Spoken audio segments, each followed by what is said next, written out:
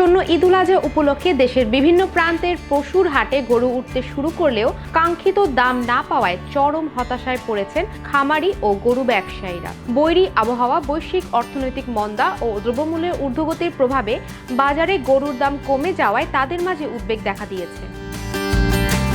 এ পর্যন্ত ঢাকার বেশ কয়েকটি হাটে গরুর সরবরাহ বেশ ভালোই দেখা গেছে, কিন্তু সেই তুলনায় ক্রেতার সংখ্যা কম।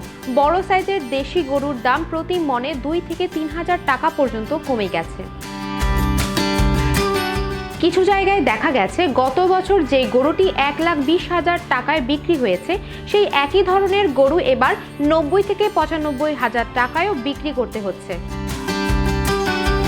সরকার দেশীয় উৎপাদনকে উৎসাহিত করায় খামার স্থাপন বেড়েছে, ফলে বাজারে চাহিদার তুলনায় সরবরাহ বেশি হওয়ায় দাম কমেছে। এছাড়া ভারত থেকে অবৈধ গরু আসতে পারে এমন গুজবে হাটে ক্রেতার চাহিদা কম। দ্রব্যমূল্যের ঊর্ধ্বগতি এবং পরিবহন ও হাট ব্যবস্থাপনার প্রভাব গরুর দামের ওপর পড়েছে। বিশেষজ্ঞদের মতে, বাজার ব্যবস্থাপনা এবং ক্রেতার সচেতনতা বাড়ানো না গেলে খামারিরা নিয়মিত লোকসান গুনবেন।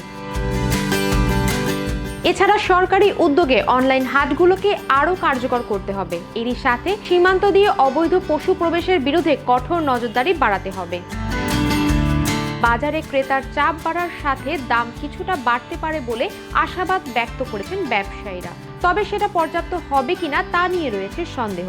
সুষ্ঠু বাজার ব্যবস্থাপনা এবং খামারিদের সহায়তা না পেলে পরবর্তীতে এই খাত হুমকির মুখে পড়তে পারে বলে মনে করেন অনেকেই। শ্রাবণী সরকার, গ্লোবাল ভয়েস 24।